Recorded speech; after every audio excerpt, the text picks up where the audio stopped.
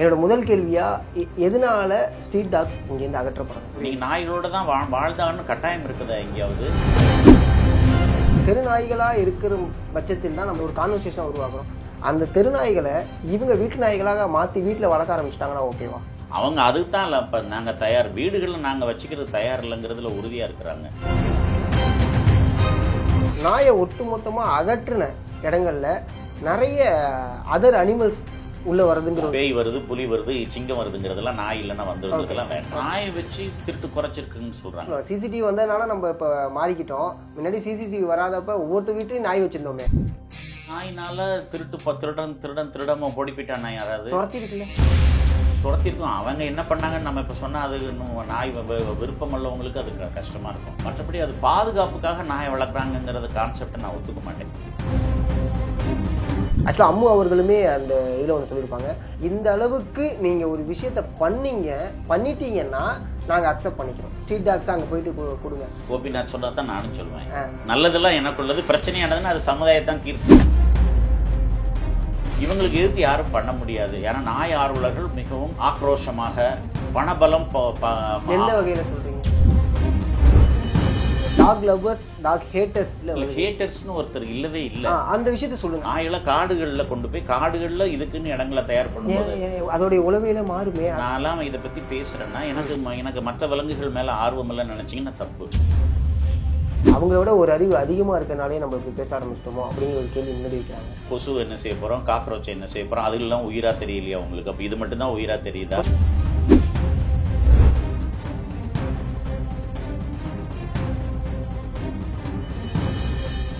Trend tax நேயர்களுக்கு வணக்கம். நான் உங்கள் சதீஷ். இன்னைக்கு நம்ம கூட டாக்டர் அருணாச்சலம் சார் தான் இருக்காங்க. வணக்கம் சார். வணக்கம். எப்படி சார் இருக்கீங்க? நல்லா இருக்கிறேன். ஆஃப்டர் த ஷோ நிறைய விஷயங்கள் வந்துகிட்டு இருக்கு. என்னோட முதல் கேள்வியா, எதனால ஸ்ட்ரீட் டாக்ஸ் இங்கேருந்து அகற்றப்படணும்? பொதுவாக கார்பரேஷன், முனிசிபாலிட்டி, இந்த மாதிரி மக்கள் நகரில் வாழ்கிற இடங்களில் இவைகள் ப்ரொஹிபிட்டட் அப்படின்னு சொல்லி ஒரு அனிமல் வெல்ஃபேர் ஆக்டே இருக்குது. ட்ரே அனிமல்ஸ்னே அதை சொல்லலாம். ஆடு, மாடு, கோழி, அது மாதிரி இது பேர் என்ன சொல்கிறது, பன்றி, அது கூட தான் நாயும் நம்ம சேர்த்து சொல்லணும். இவைகள் எல்லாம் நமக்கு மக்கள் வாழும் இடங்களான முனிசிபாலிட்டிலேயோ கார்பரேஷன் லிமிட்டுக்குள்ளேயோ ப்ரொஹிபிட்டட், தவிர்க்கப்பட வேண்டும் அப்படிங்கிறது ஒரு சட்டத்தி கோர்வை தான் அது. Tamil Nadu animals and birds urban ஆக்ட்னு ஒரு ஆக்ட் இருக்குது. இந்த ஆக்ட் பிரகாரம் 1997 பாஸ் பண்ண ஆக்ட் பிரகாரம் நகர எல்லைக்குள்ள எங்கேயுமே விலங்குகள் இருக்கக்கூடாது. அதுவும் வீட்டில் வளர்க்குற மாதிரியான விலங்குகள். இதில் நாய்களுக்கு மட்டும் அது என்ன சொல்கிறது, லைசன்ஸ் வாங்கிட்டு வீட்டில் வச்சு வளர்க்கலாம். மற்ற பெட் அனிமல்களுக்கு இந்த மாதிரியான லைசன்ஸ் வாங்குறது வைக்கிறதெல்லாம் கிடையாது. ஆடு, மாடு எல்லாமே தான். நான் பெரிய அளவில் சொல்கிறேன், சாலைகளில் உலாவுற எல்லாத்துக்குமே. அப்போ இந்த நாய்களுக்கு மட்டும் ஏன் நம்ம கொஞ்சம் அதிகமாக நம்ம கவனம் செலுத்த வேண்டியிருக்குன்னா, நாயில் கடித்து வர்ற அந்த ரேபிஸ்னு ஒரு நோய்க்காக தான். அந்த நோய்க்கு உயிர் காக்கிறதுக்கு மருந்தே கிடையாது, தடுக்கிறதுக்கு தான் மருந்து இருக்கு. ஆமா, ரேபிஸ் வேக்சின் அந்த கோர்ஸ் ஃபுல் கோர்ஸும் எடுத்தா நிச்சயமாக தடுத்துடலாம். மற்றபடி இப்போ சமீபத்துல பேப்பர்ல எல்லாம் பாக்குறோம், கோர்ஸ் போட்டவங்க, இந்த ஷோல கூட ஒருத்தர் சொன்னாரு அவ்வளவு வேக்சின் போட்டு இறந்து போயிட்டாங்கன்னு. எனக்கு அதுல எல்லாம் தெரியாது. ஏன்னா வேக்சினை பொறுத்தளவுல நீங்க கடிச்ச உடனே போட ஆரம்பிச்சிங்களான்னு ஒன்று இருக்குது. லேட்டா போட ஆரம்பிச்சு அது அதன் நோய் கிருமி தாக்கத்தை ஆரம்பிச்சதுக்கு அப்புறம் போட்டிங்களா வச்சிங்களாங்கிறதுலாம் இருக்கு. ஜீரோன்னு சொல்லுவோம், கடிச்சன்னைக்கு போடுற வேக்சின் 0 டோஸ்ன்னு சொல்லுவோம். அப்புறம் 3rd டே, 7th டே, 14th டே, 28th டேன்னு 5 டோஸ் இன்ட்ராமஸ்குலரா போட்டா. சப்கியூட்டனியஸா போட்டா அது 5.5 ml இருக்கும். அது போட்டா 4 டோஸ் போதுங்கிறது இருக்கு. 14க்கு அப்புறம் 7க்கு அப்புறம் 28th டே போட்டா போதும் அந்த மாதிரி. ஸோ இந்த மாதிரி வேக்சின் போட்டு தான் அந்த நோயை தடுக்க முடியுமே தவிர, நோய் வந்ததுக்கு அப்புறம் நோய் தடுப்பு ஊசி போடாதவங்கள காப்பாற்றவே முடியாத ஒரு மட்டுமில்லாம அது அவங்க அடுத்தவங்களுக்கும் கண்டேஜியஸ், பரவக்கூடிய நோய்ங்கிறதுனால தான் முக்கால்வாசி நோயின்னு கண்டுபிடிச்சதுக்கு அப்புறம் அதுக்குன்னு வார்டு தனியா இருக்கு. ஆன்டி ரேபிஸ் வார்டுனே தனியா கவர்மெண்ட் ஹாஸ்பிட்டல்ஸ்ல அது உள்ள போட்டாங்கன்னா எப்படி கோவிடுக்கு உடம்ப தரமாட்டாங்களோ அதே மாதிரி இதுலயும் உடம்ப தரக்கூடாதுன்னே இருக்குது. ஓகே. கார்பரேஷன் தான் பிணத்தை தகனம் செய்யும், பரவிடக்கூடாதுங்கிறது. அந்த அளவுக்கு ஒரு தொற்று நோய்ங்கிறதும் அது உயிர்கொல்லி நோய்ங்கிறதுனால தான் நம்ம நாய்க்கடி தடுப்பூசியை பத்தியோ நாய்களை வளர்க்கறத பத்தியோ தெருநாய்களை பத்தியோ நம்ம இவ்வளவு பயப்படுறோம். ரேபிஸ் வந்து தமிழ்நாட்டில் நம்பர் 1 ஐ மீன் அதிகமா இருக்கக்கூடிய தமிழ் அதிகமாக இருக்கு. பட் வெஸ்ட் பெங்கால் தான் அதிகம்னு அந்த மாதிரி ஸ்டாட்டிஸ்டிக்ஸ் வேற மாதிரி இருக்கு. அது தமிழ்நாட்டில் அதிகமா இருக்குன்னு சொல்ல முடியாது. தமிழ்நாட்டில் இறந்தவங்க 18 பேர். ஒரு வருஷத்துக்கு போட்ட தடுப்பூசி 2 மடங்கு அதிகமாகி 13,75,000 24 25 அந்த காலகட்டத்தில் நம்ம போட்டிருக்க தடுப்பூசியோட எண்ணிக்கை வந்து 13,75,000. ஒரு டோஸ் வயலை எடுத்து போட்டாங்கன்னா 5 டோஸ் போடலாமா, 2 ml போடுறது. கவர்மெண்ட்ல மல்டி டோஸ் வயல் வச்சு போடுறாங்க. பிரைவேட்ல நாங்க போடுறதெல்லாம் சிங்கிள் டோஸ். அது ஒவ்வொரு வேக்சினுமே 325 425 வரைக்கும் கம்பெனிக்கு வேறுபாடாக இருக்கும். நாங்க போடுறதுக்கு எங்களோட ஃபீஸ் 200 300 வாங்குவோம். 5 தடவை போட்டாலும் 5 தடவை ஃபீஸ் வாங்குவோம். அதனால அது குறைஞ்சபட்சம் 800 ஒரு ஊசிக்கே ஆயிரும். 800 × 5ன்னா நாங்கள் 8 40 4000 ஆகும். அதே நீங்கள் இம்யூனோகுளோபுலின் போடுற அளவுக்கு இருக்குன்னா அது வந்து 6000 15,000 வரைக்கும் டோஸ் எவ்வளவு போடுற எவ்வளவு ஏரியாவை கடிச்சிருக்கு அதெல்லாம் பார்த்து போடுறது விலை அதிகமாகும். அதனால் ஒரு நோய் தாக்கப்பட்டவரை இம்யூனோகுளோபுலினும் போட வேண்டியிருக்கும். 3rd டிகிரினா 1st டிகிரி 2nd டிகிரினா இது மட்டும் போதும். அது பேர் என்ன சொல்கிறது, ஆன்டி ராபிஸ் வேக்சின் மட்டும் போதும். ஸோ இதனுடைய இம்பாக்ட் பார்த்தீங்கன்னா மல்டிப்ளிஸ் ஒரு ஹியூஜான இம்பாக்ட். ஆமாம். ஆனால் இப்போ டாக் லவ்வர்ஸ் டாக் ஹேட்டர்ஸ்னு ஒருத்தர் இல்லவே இல்லை. அந்த விஷயத்த சொல்லுங்க. அது இல்லவே இல்லை யாருமே. எல்லாருக்கும் நாய் பிடிக்கும். ஆனால் 1 ஏக்கர் இடத்துல தோட்டத்தில் வச்சிருக்கப்ப யாராவது லைசன்ஸ் வாங்கணுமா, அது நாய்க்கு வேக்சின் போட்டாங்களா? கிராமங்களில் அந்த பிரச்சனை இருக்கு. ஆனால் இப்போ இருக்கிற கிராமங்களில் நம்ம வேக்சின் போட்டு தான் வளர்க்கணும்னு சொல்லுவோம். அந்த காலத்தில் நம்ம வளர்ந்தப்ப நாய்கள் தோட்டங்களில் இருக்குதானே, அந்த நாயை நம்ம வெறுத்தது இல்லையே. நாய் நமக்கு உதவி பண்ணும். அடுத்த விலங்குகள் கடிக்காம பார்த்துக்கும், அடுத்த இனத்தோட ஆடை சேர்க்க விடாம பார்த்துக்கும். மாடுகள் இருந்ததுன்னா பக்கத்துல மற்ற மாடு வராம பார்த்துக்கும். முதலாளி ஓடுனாருன்னா ஆடு மேய்க்கிறவரோ மாடு மேய்க்கிறவரோ ஓடுனா தன்னுடைய இனத்தான ஆடை அதுக்கு அப்படியே இணைச்சு கொண்டு வருது, மாட்டை கொண்டு வருது. இப்படி நிச்சயமா அது வந்து மிகவும் பயன்பட்ட ஒரு விலங்கு தான். கிராமங்கள்ல அந்த காலத்துல அதை வெறுத்தது யாருமே கிடையாது. இப்பவும் நகரங்கள்ல அதை வெறுக்கிறவங்க இருக்க மாட்டாங்க. அதனாலதான் சில நேரங்களில் இப்ப நம்ம காட்சிப்படுத்தப்பட்ட சில வாட்ஸ்அப் காட்சிகளை பார்த்தா உட்காந்து கொஞ்சிக்கிட்டு இருப்போம், அந்த நாய் அவங்க முகத்தை கடிச்சதெல்லாம் இப்ப சமீபமான வீடியோல பார்த்தேன். அந்த மாதிரி நாய் அக்ரெசிவா ஆகலாங்கிற வாய்ப்பு இருந்தா கூட நாயை பிடிக்காதவங்க பூனையை பிடிக்காதவங்கன்னு யாரும் இருக்க மாட்டாங்க. பயம்தான் இருக்குது இப்ப அதிகமா. இந்த மாதிரி அக்ரெசிவா இருக்கக்கூடிய டாக்ஸை அட்ரஸ் பண்ணி நீங்க வந்து நார்மலைஸ் பண்ணுங்க. ஓவராலா இருக்கக்கூடிய ஸ்ட்ரீட் டாக்ஸை ஏன் எடுத்துட்டு போறீங்க? ஏன்னா எங்க ஸ்ட்ரீட்ல ஒரு சேஃப் கார்டா இருக்கக்கூடிய ஒரு டாகை நீங்க எப்படி அகற்றுறது நியாயமா இருக்குமா அப்படிங்கிற ஒரு கேள்வி முன்னாடி வைக்கிறாங்க. அது என்ன சார் நீங்க சொல்லுங்க? சேஃப் கார்டு நாயை வச்சு திருட்டு குறைச்சிருக்குன்னு சொல்றாங்க. சிசிடிவி வந்ததுனால அதை மாத்திக்க முடியுமா? 3வது கண் தான் இப்ப குறைக்கிறத தவிர நாயினால திருட்டு. அதான் சொல்லுவாங்க, சிசிடிவி வந்ததுனால நம்ம இப்ப மாறிக்கிட்டோம். முன்னாடி சிசிடிவி வராதப்ப ஒவ்வொருத்த வீட்லயும் நாய் வச்சிருந்தோமே அப்படிங்கிற அந்த நாயினால திருடாம ஓடி போயிட்டானா? யாராவது துரத்தி இருக்கும். அவங்க என்ன பண்ணாங்கன்னு நம்ம இப்ப சொன்னா அது நாய் விருப்பம் உள்ளவங்களுக்கு அது கஷ்டமா இருக்கும். நாயை ஹேண்டில் பண்றது 2 பிஸ்கெட்டை வச்சுதானே முடிச்சுட்டு போயிட்டே இருந்தானுங்களே எல்லா இடத்துலயுமே. நாய்க்கு உணவு கொடுக்கறதோ, நாய் விருப்பமுள்ள நாயை வீட்டுல வச்சு பராமரிக்கிறவன் திருடனா தானே அவனை பார்த்தா அந்த நாய் என்ன பண்ணிருக்கும். இப்ப அன்னைக்கு ஷோல கூட சொன்னாங்க, நீங்க நாயை வரும்போது அப்படியே நின்னீங்கன்னா உங்க கால் அப்படியே தொட்டு பார்க்கும், ஸ்மெல் பண்ணும், நீங்க கேடு பண்ண மாட்டீங்கன்னா அது விட்டுரும் அப்படின்ட்டு. ஸோ இந்த ஃபெரோசியஸ் டாக்ஸ் வீட்டில் வளர்க்குறவங்களுக்கு தான் அந்த பிரச்சனை இருந்திருக்கலாமே தவிர மற்றபடி அது பாதுகாப்புக்காக நாயை வளர்க்குறாங்கிறத கான்செப்டை நான் ஒத்துக்க மாட்டேன். என்ன ஃப்ளாட்டில் போய் ஒரு நாயை வளர்த்து அதனால நான் பாதுகாப்புக்காக அதுவும் ஒரு வகையான அப்படி இல்லை. அது நாய் வளர்க்குறங்கிறது ஒரு விருப்பமான செயலாக இருக்கலாம், கண்டிப்பாக அவங்களுக்கு ஹாபியாக இருக்கலாம், இல்லை அவங்களுக்கு மனசு ரிலீஃப் கிடைக்கலாம் அதுலேருந்து. அந்த மாதிரிலாம் தனிமையில் இருக்கவங்க அதை கொண்டாடலாம். அந்த மாதிரியான விஷயங்கள் தான் நாய் வளர்க்குறவங்கிட்ட நான் பார்ப்பேன் தவிர அவங்களுக்கு நாய் மேலே ஒரு பெரிய அபரிமிதமான விருப்பம் இருக்கலாங்கிறத தவிர பாதுகாப்புக்காக தான் நாயை வளர்த்தாங்கன்னு அவங்க விருப்பத்தை போய் கொச்சப்படுத்த வேண்டாம்னு நான் நினைக்கிறேன். நம்ம ஊர்ல இந்த நாட்டு நாய்களை எப்போ நம்ம வளர்க்குறத கம்மி பண்ணோமோ அப்போலேருந்து தான் இந்த விஷயங்கள் அதிகமாகிடுச்சு. ஏன்னா நம்ம வளர்த்த நாய்களை கைவிடப்படும் போது அந்த ஸ்ட்ரீட் டாக்ஸுங்கிறது ஹியூஜ் ஆயிடுச்சு அப்படிங்கிற ஒரு விஷயம் வைக்கிறாங்க. இல்லை அன்னைக்கு அந்த கருத்தை சொல்லும்போது அந்த மிஸ்டர் முரளிதரன் நல்லா அழகா சொன்னாரு, நாய் வந்து குட்டி போட்டு இனத்தை விருத்தி பண்றதுல அதுக்கு ஈடு கிடையாது. இப்போ மாடெல்லாம் ஒரு குட்டி தான் போடும், நாய் போடும்போதே 6 குட்டி போடும் அல்லது 5 குட்டி போடும் இனத்தை பொறுத்து. ஸோ நிறைய இனப்பெருக்கத்துக்கு நிறைய வாய்ப்பு இருக்கிறதுனால அது சீக்கிரமா பல்கி பெருகுங்கிறது தான் உண்மை. அது ஒழுங்கா அந்த ஏபிசி ஒழுங்கா நடந்திருந்தால், வேக்சினேஷன் ஒழுங்கா போடப்பட்டிருந்தால் இவ்வளவு பெரிய பூதாகரமா இது வந்திருக்காது. மக்களை பாதிக்காத வரைக்கும் எதையுமே மக்கள் கண்டுக்க மாட்டாங்க. தவிர பெரிய அளவுல பாதிப்புங்கிறது எப்போ ஒத்துப்பாங்கன்னா எப்போ ஆட்சியாளர்களுக்கு அது ஆபத்தை தருதோ அப்பதான் அதை பெருசாக எடுத்துப்பாங்க. ஓகே ஆட்சியாளர்களுடைய கண்ணுக்கு படுற அளவுக்கு ஒன்று நம்பர் அதிகமாகணும், இல்லை ஒரு சென்சேஷனல் டெத் ஏதாவது இருந்தால் தான். இப்போ ட்ரிப்ளிகேனில் ஒரு தாத்தாவை ஒரு மாடு குட்டி போட்டதை முட்டி போட்டதை ஒருத்தர் வீடியோ எடுத்துட்டாரு. அந்த வீடியோவில் இருந்து அவங்க எடுத்து போட்டதுனால அந்த மாட்டு மேலே ஒரு பெரிய ஒரு 4-5 வாரமாக இப்போ அதை எப்படி மாடுகளை வெளியில் கொண்டு போகிறது, பவுண்டு பிடிக்கிறது, அப்புறம் அந்த மாதிரி வந்தது. அந்த மாதிரி சென்சேஷன் கிரியேட் பண்ணும்போது அந்த மரணங்களுக்கு ஒரு விளம்பரம் கிடைக்குது. அதன் மூலமாக அந்த விலங்குகளை ஒழிக்கிறதுக்கான அல்லது தடுக்கிறதுக்கான முறைகளை செய்கிறாங்களே தவிர இதில் நீஜர்க் ரியாக்ஷன் 5 வருஷத்துக்கு என்ன பண்ணலாம், நம்ம எல்லாரும் பண்ணதை நம்மளும் பண்ணிட்டு போவோம். இவங்களுக்கு எதிர்த்து யாரும் பண்ண முடியாது. ஏன்னா நாய் ஆர்வலர்கள் மிகவும் ஆக்ரோஷமாக பணபலம் எந்த வகையில் சொல்கிறீங்க? இல்லை, அவங்களுக்கு வந்து 50 லட்ச ரூபா கேஸ் கொடுத்து நடத்த முடியுதுல்ல. அன்னைக்கு இந்த ஜட்ஜ்மெண்ட் எடுக்கிறது கூட 4 வக்கீல் எல்லாருமே 50 லட்சத்துக்கு குறையாம கலெக்டிவான ஒரு ஃபண்டாக இருந்துச்சுன்னா அதுதான். அப்படி ஃபண்டு நாய் பற்றி பாதிக்கப்படுறவங்ககிட்ட இருக்காதுங்கள. இப்போ நாய் ஆர்வலர்களுக்கும் நாயினால் பாதிக்கப்பட்டவங்களுக்கும் என்ன வித்தியாசம்னு கேட்டிங்கன்னா, நாய் கடிக்காத வரைக்கும் இதை பற்றி ஒப்பீனியன் இல்லாதவங்க நிறைய பேர் இருப்பாங்க. அவங்க எப்படியும் போகுதுன்ட்டு போயிட்டு இருப்பாங்க. தன்னை கடிச்சதுக்கப்புறம் அவங்க வேற மாதிரி ஒப்பீனியனை மாத்திப்பாங்க. அதுக்கப்புறம் அதுலயும் இறந்து போனவங்க இருந்தாலும் அந்த வீடுகள் வேற மாதிரி இழப்ப சரிகிட்ட பார்க்கும். ஸோ இதுதான் சமுதாயத்தில் இருக்கு. ஆனா தன்னை போல் பிறரை நேசின்னு அடுத்தவனுக்கு இது வரக்கூடாதுன்னு நினைக்கிறவங்க தான் நம்மள மாதிரி ஆட்கள்லாம் போய் அதில் நிற்கிறது காரணம். தவிர்க்கப்பட வேண்டியது, ஒழிக்கப்பட வேண்டியதுன்னு சொல்ல மாட்டேன், தவிர்க்கப்பட வேண்டியது அப்படின்னு சொல்ல. நாய் ஆர்வலர்கள் அவ்வளவு பணம் இருக்கிறதுக்கு காரணம் அவங்களுக்கு இன்டர்நேஷனல் சப்போர்ட் இருக்குங்கிறது எல்லாருக்கும் தெரியும். பேட்டாங்கிறது பேட்டா, இன்னும் அனிமல் வெல்ஃபேர் அசோசியேஷன், இதெல்லாம் இன்டர்நேஷனல் இது.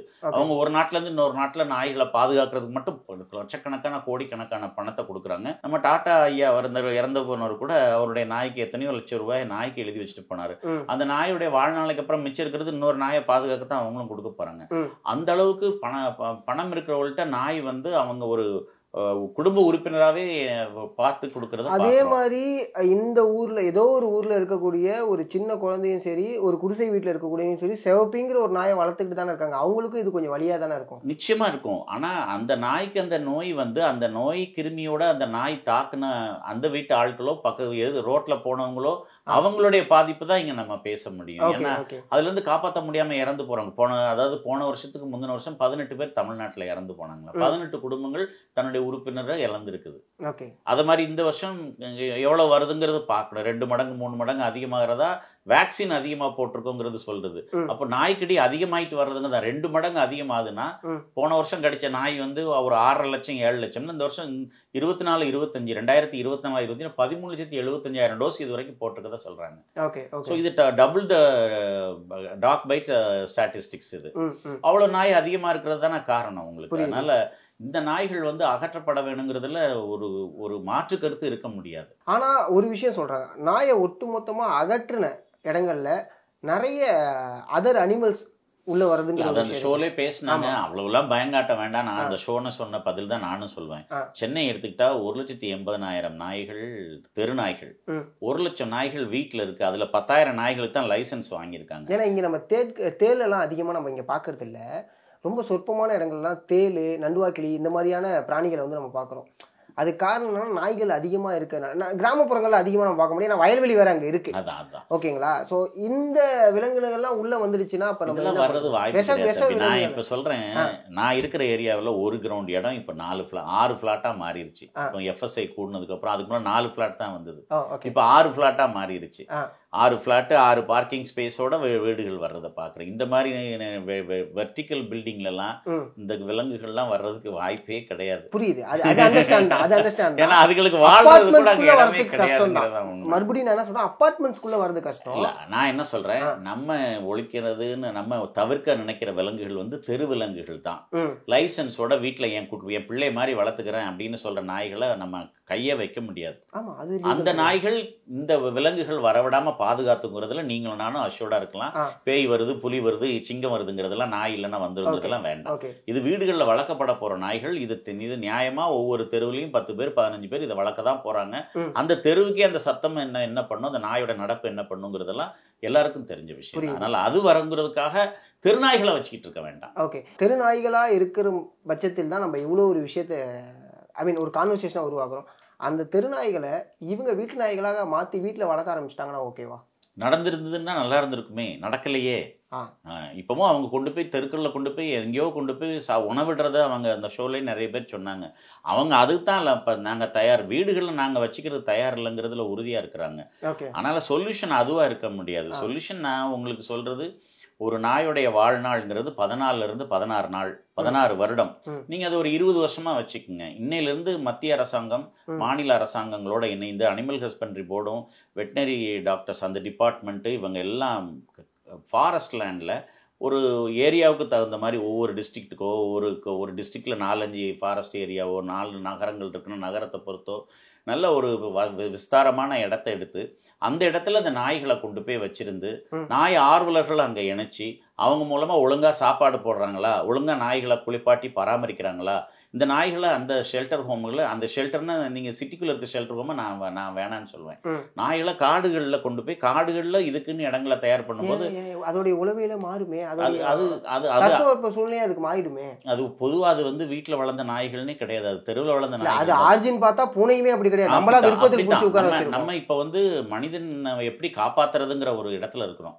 மனிதர்களை எப்படி காப்பாத்துறது, தேவையில்லாமல் எப்படி செலவழிக்க விடாமல் இருக்கிறது. இதில் இன்னும் நீங்கள் அது என்ன சொல்கிறது, டிராஃபிக் ஆக்சிடென்ட்ஸ் எத்தனை நடந்துட்டு இருக்குங்கிறது நீங்கள் பார்க்கணும். இது நான் எல்லா ஸ்ட்ரே அனிமல்ஸ்க்கும் சொல்லுவேன், எல்லா ஸ்ட்ரே அனிமல்ஸ்க்கும் இது அப்ளை பண்ணலான்னு சொல்லுவேன். இன்னும் அரசாங்கங்கள் என்ன செய்யணும், மாடு ஆடெல்லாம் வச்சுட்டு இருக்காங்கன்னா அவங்களுக்கு வெளியில் ஒரு 3 ஏக்கர் 4 ஏக்கர் இடத்த கூட எங்கேயாவது கார்பரேட்டுக்கு வந்து ஃபாரஸ்ட் லேண்டில் கொடுத்து, அல்லது அரசு நிலங்கள்னு இருக்குதுல்ல, இப்போ சிப்காட்டு டிப்காட்லாம் டெவலப் பண்ணுற இடங்கள் மாதிரியே இதை கொண்டு போய் உட்கார வச்சு இவங்கள அந்த மாடுகளை அங்கே பராமரிக்க வைக்கணுமே தவிர நீங்கள் ஊருக்குள்ளே இருக்கக்கூடாதுன்னு சொல்கிறது தான். அது பன்றிகளாக இருந்தாலும் சரிதான். அந்த நேரங்களில் நீங்கள் அதை அவங்களெல்லாம் கணக்கெடுத்து கொண்டு போய் அவங்களுக்கு மறுவாழ்வு மையங்களாக இதை மாற்றணுமே தவிர நகரங்களில் இதை வச்சுட்டு நம்ம வாழ்கிறது கஷ்டம். இது இல்லாமல் இருக்கிறதா நகரங்கள் உலகம் பூரா இருக்குது. அந்த நகரங்கள் மாதிரி தான் நம்ம நகரமும் மாறணுமே தவிர இந்த விலங்குகளோட மனிதன் வாழணும்னு நகரங்களா இனிமே இருக்க முடியாது, காலத்தின் கட்டாயம் அது. ஓகே, இந்த இடத்துல ஒரு விஷயம், நிறைய பேர் இந்த இதுக்கான ஒரு கேள்வி ஒன்று கேட்டிருந்தாங்க. ஏன்னா அவங்களோட ஒரு அறிவு அதிகமாக இருக்கிறனாலே நம்ம இப்படி பேச ஆரம்பிச்சிட்டோமோ அப்படிங்கிற ஒரு கேள்வி முன்னாடி வைக்கிறாங்க. இல்லை, அதுதான் அந்த ஷோலே கேட்டாங்க, கொசு என்ன செய்ய போகிறோம், காக்ரோச் என்ன செய்ய போகிறோம், அதுலாம் உயிராக தெரியலையா உங்களுக்கு? அப்போ இது மட்டும்தான் உயிராக தெரியுதா? கொசுவோட எண்ணிக்கை மனிதனுடைய காட்டில் லாஜிக்கலாக நம்ம ஒரு விஷயம் பேசணும் அப்படின்னா, கொசுவை வந்து நம்ம அடிக்கிறோம் அப்படின்னா ஒரு கொசு எவ்வளவு முட்டை போடுங்கிறத நம்மளாட்டி அண்டர்ஸ்டாண்ட் பண்ண முடியும். அதேதான் நாய்களுக்கும் பொருந்தும் தம்பி. நீங்க வந்து மனிதர்களோட இப்ப இந்த நான்லாம் இதை பத்தி பேசுறேன்னா எனக்கு மற்ற விலங்குகள் மேல ஆர்வம் இல்லைன்னு நினைச்சீங்கன்னா தப்பு. புரியுது. இல்ல அது நல்லாவே. ஆமா, அந்த விலங்குகளை மேல ஒரு பெரிய இது இருக்கிறதுனால இப்ப எங்க அம்மா ஒரு தோட்டத்துல இருக்கிறாங்க, அவங்க கூட ஒரு 10 நாய் கிடக்குது, பிரச்சனையே கிடையாது. அதுக்கு வேக்சின் போடுறமா இல்லையான்னு கூட கிடையாது. ஆனால் அது யாரையுமே கடிக்கிறதும் கிடையாது. எங்கள் அம்மா குரல் கொடுத்தா அவ்வளோ பேரும் நாய்கள் சத்தம் இல்லாமல் அது போயிட்டு படுத்துரும். குரல் கொடுக்கலன்னா காட்டுக்குள்ளே எங்கள் அம்மா வர்ற வீட்டுக்கிட்ட குரல் கொடுத்தா அவ்வளோ பேரையும் அதை நிறுத்தி வைக்கும். வீட்டு நாய் வீட்டு வளர்ப்புல, அதான் உங்களுடைய வளர்ப்புல இருக்கு. அதான் அது மட்டும் இல்லை, மற்ற நாய்களோட தொடர்பு இல்லை. ஒரு சமூக நாய்கள்னால அது ஒரு சின்ன தோட்டத்துக்குள்ள அது பாட்டுக்கு அந்த இடத்துக்குள்ள தான் வளர்ந்துட்டு இருக்கு, தோட்டத்தை விட்டு வெளியில போறது இல்லை. மற்ற நாய் வந்தாலும் அது குலைக்கும். ஆமா, அப்படித்தான். அதனால ஒரு கேட்டட் கம்யூனிட்டி மாதிரி அது இருக்கிறனால அதுக்குள்ள இருக்கிறதுன்னு வச்சுக்கலாம். அது மாதிரி நாயை அப்படி வச்சு வளர்க்குறதான் மனிதத்தன்மையானது. இப்போ ஃப்ளாட்லாம் நாய் வச்சுக்கிறாங்க, அது அவங்க விருப்பம். ஆனால் பக்கத்து வீட்டில் இந்த பக்கம் ஒரு குழந்தை தூங்கிக்கிட்டு இருக்கும், அந்த அம்மா தூங்கி ஆகணும், குழந்தை தூங்குறப்ப அம்மா தூங்கி ஆகணும். அதை தாண்டி அடுத்த வீட்டில் இந்த பக்கம் பார்த்தீங்கன்னா ஒரு கேன்சர் பேஷண்ட் தூங்க முடியாமல் இருக்கலாம், ஒரு வயசானவர் இருக்கலாம். இந்த நாய் குறைக்கிறது எவ்வளோ கஷ்டப்படுத்து நினைச்சா ஒருத்தர் அந்த நாயை வளர்க்க மாட்டாங்க. நீங்கள் நாய்களோட தான் வாழ்ந்தான்னு கட்டாயம் இருக்குதா எங்கேயாவது? இல்ல, நம்ம அப்படி விருப்பமானவர்கள் மற்றவர்களுடைய உணர்வை புரிஞ்சுக்கணுங்கிறது என்னுடைய தாழ்மையான கருத்து. நான் மருத்துவம்னா அதுவும் மனிதனுக்கு மருத்துவம் படிச்சவங்கனால மட்டும் இல்லாம எனக்கு எது கஷ்டப்படுத்துமோ, எனக்கு எது பிடிக்காதோ அது உங்களுக்கும் பிடிக்காதுன்னு நினைக்கிறேன். அதான் அப்படி இருக்க முடியாது சமுதாயத்துல. 8 விரலையும் நம்ம ஒழுங்கா தான் வச்சுக்கணும். ஆமா, 10ல் 8 சொல்றேன்னா 8 விரலையும் நம்ம ஒழுங்கா தான் வச்சுக்கணும். அப்படி நம்ம வந்து ஒருத்தர் மாத்தி இருக்காருங்கிறதுக்காக சட்டங்களை மாத்த முடியுமா? இல்ல, அப்படி திருடனை கூட நம்ம ஒண்ணுக்கு தண்டிக்கவே கூடாது. திருடனை கூட அவனுக்கு வலிக்குமே அப்படி நான் சொல்ல வரல. என்னுடைய கேள்வி என்ன, நீங்க ஷெல்டரை பத்தி சொன்னனால இதை நான் முன்னாடி எடுத்து வரேன். ஆக்சுவலா அம்மு அவர்களுமே அந்த இதுல ஒண்ணு சொல்லியிருப்பாங்க, இந்த அளவுக்கு நீங்க ஒரு விஷயத்த பண்ணிட்டீங்கன்னா நாங்க அக்செப்ட் பண்ணிக்கிறோம், ஸ்ட்ரீட் டாக்ஸ் அங்க போயிட்டு கொடுங்க. இல்ல, அதுதான் கோபிநாத் சொல்றதான் நானும் சொல்லுவேன். பிரச்சனைன்னா எனக்குள்ளது, நல்லதெல்லாம் எனக்குள்ளது, பிரச்சனையானதுன்னா அது சமுதாயத்தான் தீர்த்து.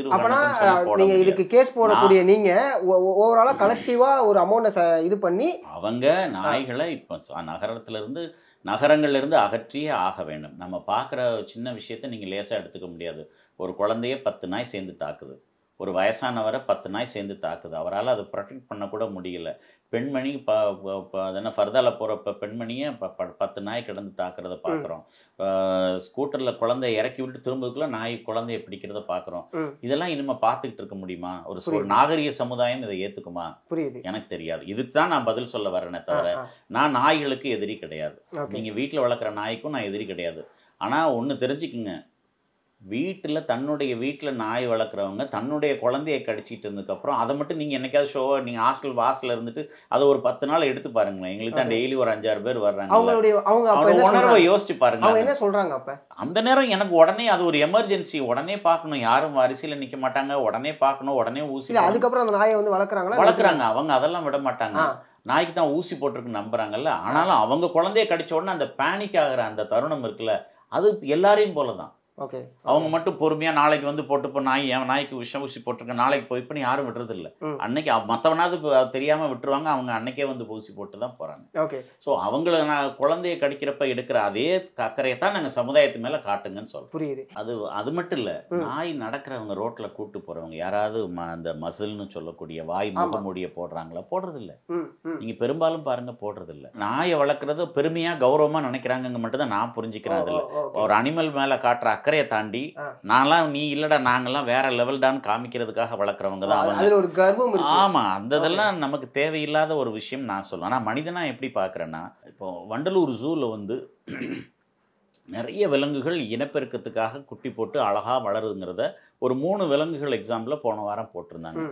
ஏன்னா அது வனப்பகுதி. நம்ம இது தமிழ்நாட்டில் செஞ்ச பெரிய விஷயம் என்னன்னா, மூர் மார்க்கெல்லாம் தூக்கி கொண்டு போய் அந்த ஒரு பெரிய ஃபாரஸ்ட் லேண்டில் கொண்டு போய் அதை போட்டதுனால அந்த இயற்கையான சூழ்நிலையில் அதுக்கு அமைகிறதுனால அந்த விலங்குகள்லாம் நல்லா வாழுது. அந்த விலங்குகளுக்கும் அதில் ஹிப்போபொட்டாமஸ்லாம் போட்டிருந்தாங்க. நீர் யானையெல்லாம் நல்லா குட்டி போட்டிருக்கு அப்படிங்கிறதும், அனகொண்டா குட்டி அதான் அனகொண்டா குட்டி போட்டிருக்குது, மஞ்சள் அனகொண்டான்னு போட்டிருந்தாங்க நினைக்கிறேன். இதெல்லாம் நான் படித்தப்போ எனக்கு என்ன சந்தோஷமா இருக்குன்னா, அதாவது இடத்துல அந்த மாதிரி வாழ்கிற மாதிரியான விஷயங்கள் இருக்கிறது தான் நல்ல விஷயமா இருக்க முடியும். நாகரிக சமுதாயம் தர வேண்டிய ஒரு விலங்குகளுக்கு தர வேண்டிய ஒரு மரியாதையா இருக்க முடியும். நான் தான் வாழ்வேன் நம்ம யாருமே இருக்க போற முடியாது. புரியுது அவங்களுக்கு? அதனால இந்த விலங்குகளுக்கும் அவங்களுக்கு தேவையான ஒரு இடம், அவங்களுக்கான ஒரு பாதுகாப்பான இடத்துல அவங்க வளர்றது தான் நல்லது. அதுல நான் அந்த என்னை பொறுத்தளவுல ஒரு மருத்துவனா, அந்த ஒரு கிரவுண்ட் வீடு பக்கத்துல சுத்தி இடம்லாம் இருக்கு, அவங்கெல்லாம் வச்சுக்கிட்டு இருக்காங்கன்னா பரவாயில்ல. ஒரு ஃப்ளாட்டுக்குள்ள 150 குடும்பம் இருக்கிற இடத்துல இந்த சுவரும் எனக்கு சொந்தமில்ல, அந்த சுவரும் எனக்கு சொந்தமில்லைங்கிற இடத்துல நாய் வளர்க்குறதெல்லாம் எனக்கு தெரியாது. வீட்டுக்குள்ள வளர்க்குறது. ஆனா சத்தம்னு ஒண்ணு இருக்குது. நாய் எப்ப சத்தம் போடும், நாய் தன்னுடைய உணர்வை காட்ட முடியாத, தனக்கு விருப்பமான ஒரு பக்கத்து வீட்டு கேட்கற மாதிரி நம்ம கத்தி சண்டை போடுறது இல்லைல்ல. ஆமா, புரியுது அவங்களுக்கு? அது வந்து பக்கத்து வீட்டுல உள்ள பெரியவங்களுக்கும் சின்ன குழந்தைங்களுக்கும் கஷ்டப்படுத்துங்கிறது மட்டும் எனக்கு ஒரு மனுஷனா தெரியும். அதனால அந்த மாதிரி நாய்கள்லாம் வந்து நம்ம விலங்குகள்லாம் வந்து ஒரு மனிதர்கள் குறுகின இடங்கள்ல இருக்கிறவங்க இடத்துல வளர்க்கக்கூடாதுன்னு நினைக்கிறவன் நான். ஏன்னா அது நாய்க்கும் கேடு. நாயும் தோட்டத்துல ஒரு மண்ணில் கால் படாம ஒரு நாயை வளர்க்கணுமா? மனிதர்களே வளர முடியாது. அப்படி அதுவே பிரச்சனை. அதான் சொல்றேன். ஆனா அவன் நாயை வீட்டுக்குள்ள வளர்க்குறவங்க அப்படித்தானே வளர்க்குறாங்க. அந்த ஃபிளாட்ல வளர்க்குறவங்களுக்கு அது கீழே இறங்கணும்னா எத்தனையோ கிலோமீட்டர், எத்தனையோ படிகள் தாண்டி, எத்தனையோ வாசலை தாண்டி வெளியில போனாதான் அது மண்ணையே பார்க்க முடியும். அந்த மாதிரியான விஷயங்கள்லாம் வேண்டாம்னு சொல்லுவாங்க. இயற்கைக்கு புறம்பான விஷயங்களும் இங்க நடந்துகிட்டு இருக்கு. அது விலங்குகளுக்கு செய்யற துரோகமும் கூட. அதேதான்.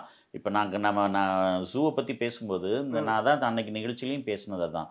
இந்த அது என்ன பிட்புல்ங்கிற ஒரு அந்த நாய், இல்லைன்னா அந்த ராட்வைலர்னு சொல்றது, அதெல்லாம் வந்து அமெரிக்கா, ஜெர்மனி போன்ற நாடுகளை சேர்ந்தது. அந்த நாடுகளுடைய தட்பவெப்ப சூழ்நிலை என்ன, நம்முடைய நாட்டோட தட்பவெப்ப சூழ்நிலை என்ன, அப்போ இங்கே கொண்டு வந்து அதை கஷ்டப்படுத்தணுமா அந்த நாய்களை? அதுக்கெல்லாம் ஃபெரோசியஸாக இருக்குன்னா காரணமே அந்த தட்பவெப்ப சூழ்நிலை ஏற்றுக்கொள்ள முடியாததுன்னா காரணமாக இருக்க முடியும். அப்போ இதெல்லாம் மனிதர்கள் செய்கிறதே தப்பு இல்லை. அப்போ நாய் ஆர்வலர்னு சொல்லிட்டு நாயை கஷ்டப்படுத்துறது தான் நம்ம பார்த்துக்கிட்டு இருக்கோம் அவங்க மூலமாக. அதாவது காட்டில் இருக்கிற காக்காவை நம்ம குறை சொல்ல மாட்டோம். காட்டிலே பறக்கிற சுதந்திரமாக பறையிற குருவிகளையோ அல்லது நம்ம ஊருக்குள்ள இருக்க பாம்புகளையோ நம்ம ஒன்றும் சொல்ல மாட்டோம். ஆனால் அதை வந்து மரத்தில் இருக்கிற பாம்புக்கு நீங்கள் என்ன செய்வீங்க? சாலையில் ஓரத்தில் போகிற பாம்புகளுக்கு என்ன செய்வீங்க? மனிதனா அதை எடுத்து வளர்க்கும் போது தான், அதனுடைய இயற்கையை விட்டு நம்ம எடுத்து வளர்க்கும் போது தான் இந்த பிரச்சனை, கான்ஃப்ளிக்ட். அவ்வளவுதான். எதுன்னு என்னாட்டி கண்டுபிடிச்சி நார்மலைஸ் பண்ண முடியாது. ஒட்டுமொத்தமாக இருக்கக்கூடிய எல்லா ஸ்ட்ரீட் டாக்ஸையும் எடுத்துகிட்டு போய் தான் எங்களால் நார்மலைஸ் பண்ண முடியும். இதுதான் கரெக்ட்னு நினைக்கிறீங்களா? இது தவிர இப்போதைக்கு நிரந்தரமான தீர்வுன்னு எதுவுமே இல்லை. ஓகே. நீங்கள் நான் வெறி பிடிச்ச நாயை மட்டும் கொண்டு போயிடுவேன். இப்போ சுப்ரீம் கோர்ட்டுக்கு ஜட்ஜ்மெண்ட் அப்படி தான் வந்திருக்குது.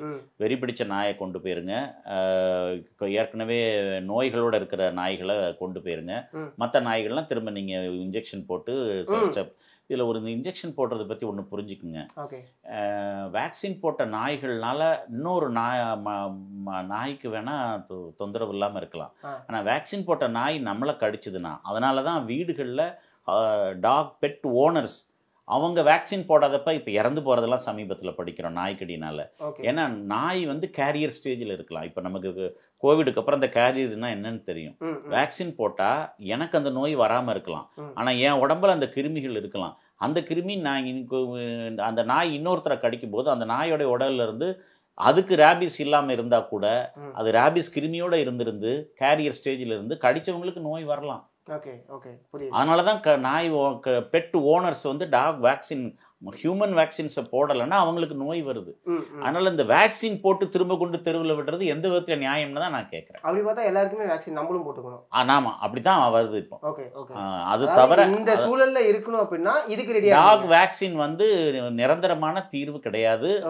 சயின்டிஃபிக்கா 100% நோய் வராதுன்னு சொல்ல முடியாது. புரியுதா உங்களுக்கு?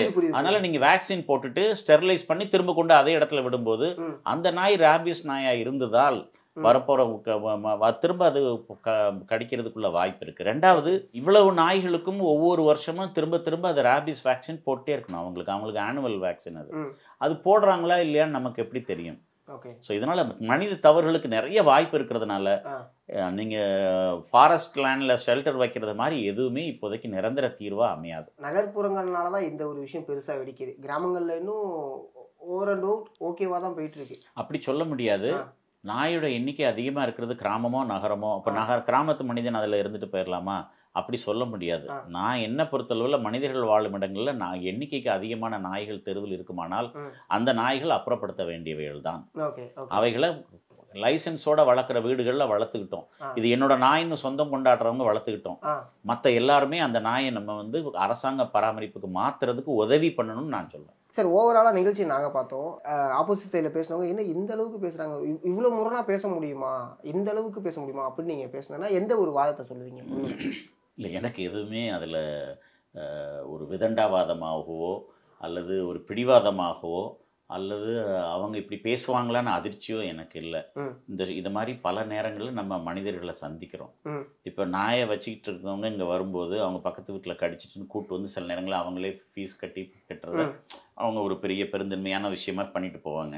அவங்ககிட்ட இந்த நாயை எப்படி வளர்க்கலாமான்னு கேட்டுலாம் நம்ம பேசுவோம். ஆனால் பார்த்தா அவங்களுக்கு அது ரொம்ப பிடிச்சிருக்கு. அதை ஒன்றுமே நம்ம செய்ய முடியாதுங்கிறது மட்டும் அதில் தெரியும். ஸோ தர்க்கம் விவாதம் எல்லாம் அந்த நேரத்தில் வந்து நம்ம அந்த ஷோலையே வந்து அவங்கள பாதிக்காத மாதிரி தான் பேச முடிஞ்சதே தவிர அவங்களுக்கு உணர்வு அதில் ஏதாவது ஏற்படுத்த முடிஞ்சுமானா நீங்கள் பார்த்தீங்க, யாருக்குமே அங்கே ஒரு உணர்வு ஒருத்தரை தவிர மற்ற எல்லாருமே அவங்க நாய் ஆர்வலராக தான் அன்னைக்கு வீட்டுக்கு போனாங்க. அவங்க பண்ணுறது சரிதாங்கிற கருத்தோடு தான் அவங்க வீட்டுக்கு போனாங்க.